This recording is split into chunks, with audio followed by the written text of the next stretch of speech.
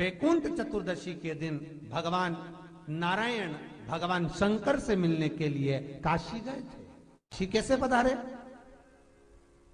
तो भगवान विष्णु बोले काशी आने का कारण केवल इतना है कि बैकुंठ में मन नहीं लग रहा था, तो सोचा मेरे भोलेनाथ जी से मिल आऊं। देवऋषि नारद बोले मिलने भी ऐसे से आए जो कभी गिने चुने दिन तो आंख खोले। शंकर भगवान नेत्र खोलते ही नहीं है, वो तो नेत्र बंद करके बैठे थे। आप मिलने भी आए तो उनसे मिलने आए जो कभी नेत्र ही नहीं खोलते। मां जगतजननी जगदम्बा कह कहकर परेशान हो जाती, तब भी तो नेत्र ना खोलते, और आप उनसे मिलने के लिए आए, वो भी काशी में। वो भगवान विष्णु बोले देखो, पहुंच गए भगवान विष्णु मणिकर्णिका घाट। आज भी मणिकर्णिका के घाट पर भगवान नारायण का मंदिर है। भगवान विष्णु मणिकर्णिका घाट पहुंच गए और मणिकर्णिका पर जाकर भगवान विष्णु ने एक कंकर उठाया, उसको घाट पर रखा और भगवान विष्णु उसकी आराधना में लीन हो गए। बैकुंठ चतुर्दशी का दिन भगवान विष्णु इतनी आराधना में लीन हुए, इतने लीन हो गए कि कब दिन निकल गया, कब शाम हो गई, बस केवल कंकर को देखते रहे और गंगा का जल छोड़ते रहे। सुबह कब गई, शाम कब गई, मालूम नहीं पड़ा। मध्य रात्रि आ गई, तब भगवान विष्णु को लगा पूजन तो कर रहा हूं, स्मरण कर रहा हूं, पर दीप नहीं लगाए। तब भगवान नारायण ने लक्ष्मी से कहा तुम दीप लेकर आओ।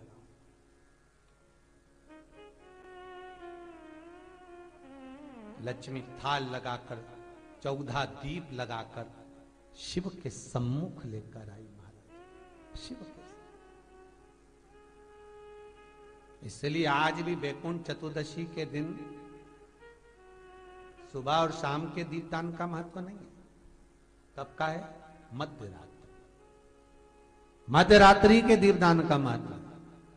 और मध्य रात्रि के समय, मध्य रात्रि के अनुकूल में मां जब भगवान भूल गए तब लक्ष्मी जी दीप लेकर आई, प्रज्वलित किया। भगवान शंकर वहीं पर सम्मुख प्रकट हो गए। तब जैसे देवऋषि नारद ने कहा था कि कंकर में शंकर है, भगवान विष्णु ने देवऋषि नारद को हृदय से लगाया था, तब भगवान नारायण के सामने शिव प्रसन्न होकर भगवान नारायण को गले से लगाते हैं। इसको हमारे हिंदू धर्म में हरिहर मिलन कहते हैं। इसलिए बैकुंठ चतुर्दशी के दिन हरिहर मिलन हुआ। हरिहर मिलन बैकुंठ चतुर्दशी। महाराज निवेदन करूंगा, जिसकी किडनी गड़बड़ हो गई हो, जिसका लीवर गड़बड़ हो गया हो, जिसको डायलिसिस चल रहा हो और छूट नहीं रहा हो, बैकुंठ चतुर्दशी के दिन नदी के घाट पर, नदी, तालाब, सरोवर, कुआं, बावड़ी जो हो, उसके तट पर 14 दीप लगाकर, पीपल के पत्ते पर शहद डालकर और उसमें एक काली मिर्ची शंकर जी का नाम डालकर बोलकर उसमें चढ़ा दें। उसी पत्ते की काली मिर्ची, थोड़ा सा शहद घाट पर डाल दें और उस पत्ते को घर पर लेकर आ जाए। जिसको डॉक्टर ने कह दिया डायलिसिस होगा, किडनी लीवर गड़बड़ हो रहे हैं, बैकुंठ चतुर्दशी के दिन रात्रि को 14 दीप लगाकर जब घाट से आए, जिस व्यक्ति को रोग है, बीमारी है, उसको वो पत्ते समेत चटा दें और फिर जाकर आप 8 दिन 10 दिन बाद जांच करवाओ, आपको उसका फल प्राप्त हो जाए, पर विश्वास रखकर, क्योंकि हरि और हर मिलन कोई साधारण नहीं है।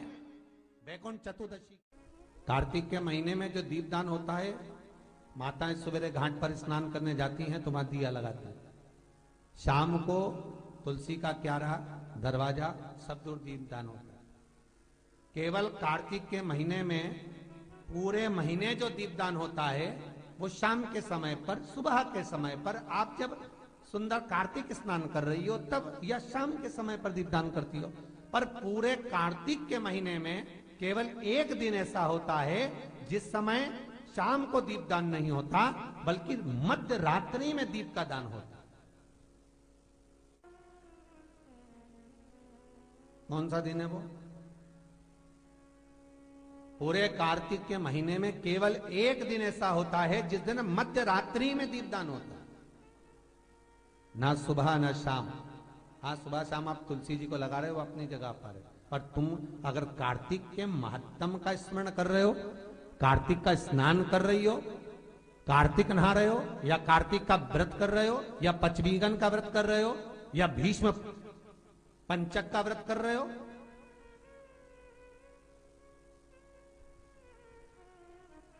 या कार्तिक स्मरण का व्रत कर रहे हो, कार्तिक का अनुष्ठान कर रहे हो, तो उसमें एक दिन ऐसा होता है जिस समय सुबह शाम दीपदान का फल नहीं है, रात्रि के मध्य में दीपदान का फल है, और वो है वैकुंठ चतुर्दशी का दिन।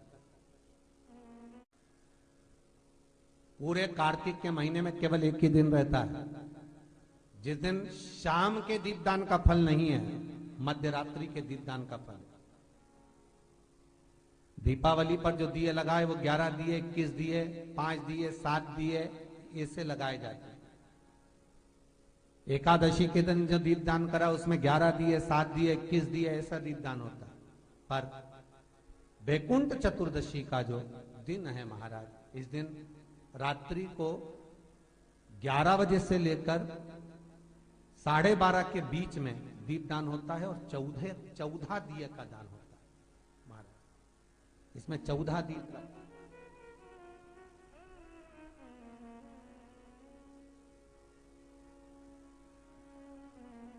14 दीपों का दान है। निवेदन है आप सबसे कि प्रयास करना कि घर के बाहर आप एक दीप, जहां पर आपका जलाशय है, पानी का स्थान है, वहां रख दें, और एक दीप तुलसी के क्यारे के पास रखें, बाकी के दीप आप घर के बाहर लगा। 14 दीप। बहुत उपद्रव मचाने लगा, पर वृंदा की भक्ति के कारण जीवित था। देवता घबरा गए, देवताओं ने कहा इसको मारे कैसे? तो भगवान शिव ने कहा तुम ही बताओ क्या करना चाहिए। तो भगवान विष्णु के मारने का प्लानिंग तो आप ही कर सकते हो प्रभु, हमारे बस की तो है नहीं। क्यों? क्योंकि वो वृंदा हमारा भजन करती है, और हमारा भजन करे और हम मारे तो अच्छी बात थोड़ी ना लगे। आप बताओ कैसे मारा जाए? तो भगवान बोले एक तरीका है कि तुम, जब मैं जलंधर को युद्ध के मैदान में लेकर जाऊंगा तब तुम इसका सात्वित्व भंग कर दो, इसके कक्ष में जलंधर बनकर। तो भगवान विष्णु बोले ये मेरा पूजन करती है, मैं सात्वित्व भंग करूं अच्छा लगेगा? एक काम करो, नहीं तो तुम सात्वित्व भंग करो। शंकर भगवान बोले मेरी धर्म पत्नी जगदम्बा से मैंने जब विवाह करा था, वचन दिया था, हे जगदम्बा, नारी के सात्वित्व को एक तू और एक मैं सदा सदा के लिए जीवित रखेंगे, नारी के सात्वित्व को। इसलिए स्त्री, नारी जो भी व्रत करती है, उपास करती है, पूजन करती है, पाठ करती है, अर्चना करती है, उसमें लक्ष्मी जी का पाठ नहीं होता, लक्ष्मी जी की आराधना नहीं होती, सरस्वती की आराधना नहीं होती, उसमें माता पार्वती की आराधना होती है। तीज का व्रत किसका है? बोलते जाओ।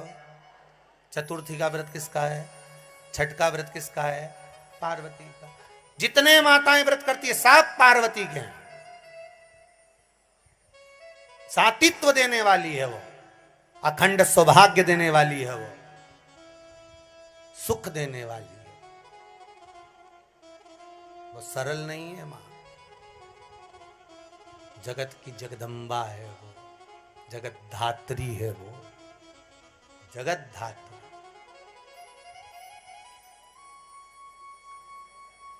उसको पहचानो जरा।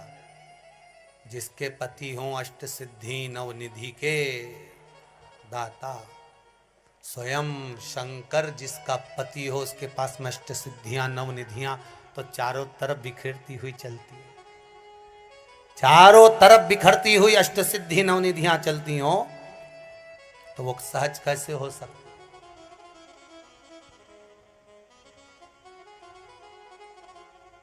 वो सहज नहीं हो सकता।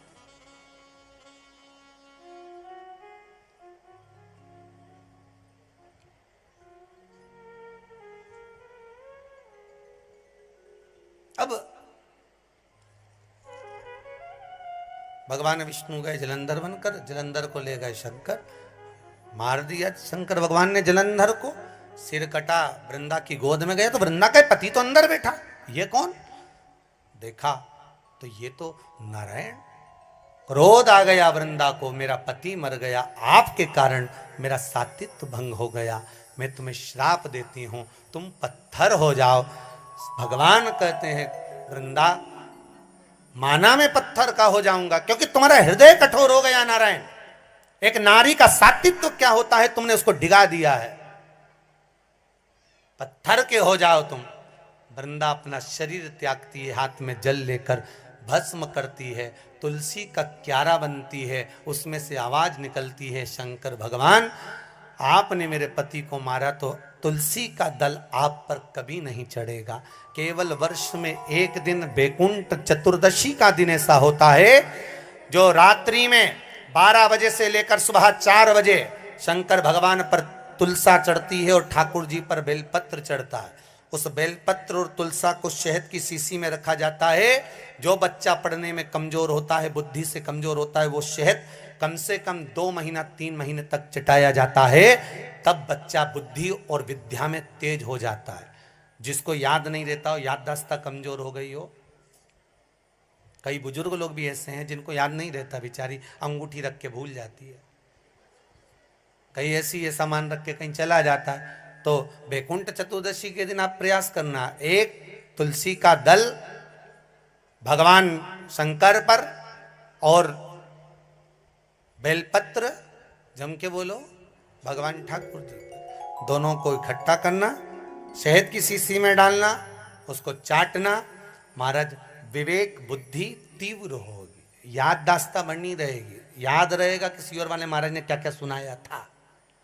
शिव कथा कह रहे हैं, धनेश्वर अपशब्द कहता, ताने देता, शरीर बेकार हो गया, किसी काम का नहीं। किसी पर एक उंगली जब हम उठाते हैं तो ये 3 उंगली हमारी ओर जाती है, ये बात हम पहले भी कहे। धनेश्वर इस चीज का स्मरण नहीं कर पाया कि हम गंगा नहाने वालों पर, नर्मदा नहाने वालों पर, कथा सुनने वालों पर, भजन करने वालों पर उंगली उठा रहा है। शरीर में रोग हो गया, बीमार पड़ गया, पिता बड़े दुखी थे। धनेश्वर के पिता ने ये विचार करा कि आखिर इसका उद्धार कैसे होगा।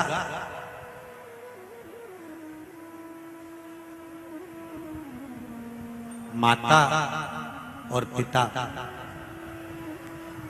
हमारे यहाँ देवी जी की आरती में भी हम लोग गाते हैं, पूत कपूत सुने परना माता सुनी। हमारे यहाँ की आरतियों में भी ये वर्णन किया गया है कि माता पिता, बेटा चाहे कितना भी बेकार हो तो भी माता पिता उसको कलेजे से लगाकर रखते हैं। मेरे बेटे का उद्धार कैसे होगा, स्मरण कैसे उसका मुक्ति होगी, समझ नहीं पाया। समय आया, रोज धनेश्वर अपशब्द कहता था, रोज उंगली उठाता था, रोज गालियां देता था, रोज ताने देता था। आज उसको नहीं मालूम था कि बैकुंठ चतुर्दशी का दिन है। काय का दिन है? जम के बोलो जरा, बैकुंठ चतुर्दशी का दिन है। ये धनेश्वर को नहीं मालूम था। उसका रोज का नियम था, जो नदी नहाने जाए, नर्मदा नहाने जाए, गंगा नहाने जाए, कथा सुनने जाए, या मंदिर जाए, या देवालय जाए, या कोई सत्संग करे, या भजन करे, और ये अपशब्द कहता फिरे। तो धनेश्वर आज फिर एक भक्त स्नान कर आ रहा था, जल का पात्र हाथ में था, सुबह का समय था, शिव जी को जल चढ़ा रहा था। शिवालय में जल चढ़ाते चढ़ाते धनेश्वर ने आज कुछ कहा नहीं है, आज कुछ नहीं कहा, पर धनेश्वर ने उस जल चढ़ाने वाले का सुबह के समय पर केवल जल चढ़ाते समय मुख देख लिया। और मुख देखा, धनेश्वर चला। स्कंद पुराण कहती है धनेश्वर जब चला आगे खड्डे में जाकर गिर गया, गिरा, प्राण छूट गए। इतना बड़ा पापी था कि शरीर का कष्ट भी भोग रहा था, उसके बाद भी ये मरने के बाद नरक नहीं गया, अगर गया तो बैकुंठ गया। कारण केवल इतना सा था कि जिस दिन इसने जल चढ़ाने वाले का दर्शन करा था वो बैकुंठ चतुर्दशी का दिन था, और बैकुंठ चतुर्दशी के दिन का दर्शन करा। इसलिए सुन लो जितने लोग आस्था पर कथा सुन रहे हैं, जितने फेसबुक पर सुन रहे हैं, और जितने लोग भीकण गांव की इस पावन धरा पर सुन रहे हैं, आपने 7 दिन की कथा सुनी के लिए सुनी, पर कल 6 तारीख हरिहर मिलन का दिन, बैकुंठ चतुर्दशी का दिन।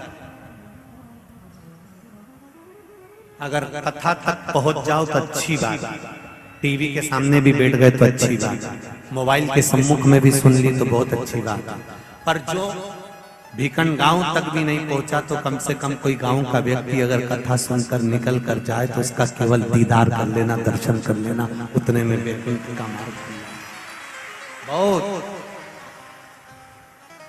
धनेश्वर ने पूछा मैंने कौन सा पुण्य करा था जो मुझे बैकुंठ का द्वार खुला मिला? चित्रगुप्त महाराज ने कहा धनेश्वर ब्राह्मण, तुमने पाप तो इतना करा था कि तुमको नरक भोगना था। केवल बैकुंठ चतुर्दशी के दिन स्नान कर कर आ रहे व्यक्ति का, शिवजी पे जल चढ़ाते हुए आ रहे व्यक्ति का मुख का दर्शन कर लिया था। इसलिए बैकुंठ चतुर्दशी हरिहर मिलन का दिन है। बैकुंठ चतुर्दशी के दिन भगवान विष्णु और भगवान शंकर, इन दोनों का गुणगान गाना चाहिए, दोनों का भजन, दोनों का मंत्र जाप करना चाहिए, दोनों का। नींद खुली रहे तो 11 बजे के बाद में, रात्रि को 11 के बाद अगर नींद खुली रहे, नींद नहीं खुली रहे तो फिर तुम रात को 8-9 बजे चढ़ा के भी सो जाओ तो कोई बात नहीं हो, भगवान तो बोलेगा। शंकर भगवान पर पहले बेलपत्री चढ़ाना, लड्डू गोपाल के सामने तुलसी का दल चढ़ाना, अपने मन की कामना कर कर हरिहर मिलन कराना। थोड़ी देर तक या तो सवेरे के समय ही चढ़ा दो, दिन भर चढ़े रहने दो, रात्रि के समय पर जब फ्री हो जाओ तब घी का दिया लगाकर बेलपत्री उठाना, वो उठाकर भगवान शालिग्राम जी पर या लड्डू गोपाल पर या मेरे कृष्ण पर या नारायण पर या भगवान विष्णु पर, जो भी तुम्हारे यहाँ मूर्ति हो लड्डू गोपाल की आदि की, उन पे चढ़ा देना और भगवान की तुलसी उठाकर अपनी कामना कर कर मेरे देवाधिदेव महादेव के शिवलिंग पर चढ़ा देना।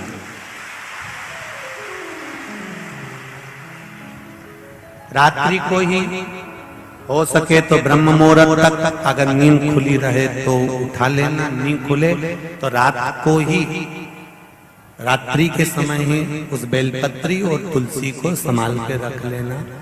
वही बेलपत्री तुलसी विद्या के लिए, और जो बच्चा माइंड से तकलीफ में रहता है, जो बच्चा पलंग पर गंदगी करता हो या जिसका विवेक बुद्धि स्थिर नहीं रहती हो, उसके लिए ये बेलपत्री और तुलसा हमेशा कार्य आती है। कल वही बैकुंठ चतुर्दशी, उसका दर्शन आप भाव से आनंद से अपने अपने घरों में करें, भक्ति के साथ, आनंद के साथ। शिव कथा कर रहे, धनेश्वर पूछ रहा है कि मेरे प्राण छूटे, मैंने तो पाप करा था, फिर ये बैकुंठ का तो कहा। केवल भगवान विष्णु ने काशी में जाकर भगवान शंकर की आराधना मणिकर्णिका के घाट पर करी थी। शंकर भगवान ने अपना सुंदर भाव सुदर्शन चक्र भगवान विष्णु को दे दिया था, और भगवान विष्णु ने अपना नेत्र भगवान शंकर को दे दिया था। तब भगवान विष्णु ने कहा था देवऋषि नारद से, नारद पूरे वर्ष में केवल एक दिन ऐसा रहेगा वैकुंठ चतुर्दशी का, जिस दिन मेरा दरवाजा 24 घंटे खुला रहेगा। जो पापी से पापी जीव है वो भी प्रवेश करेगा। ये वैकुंठ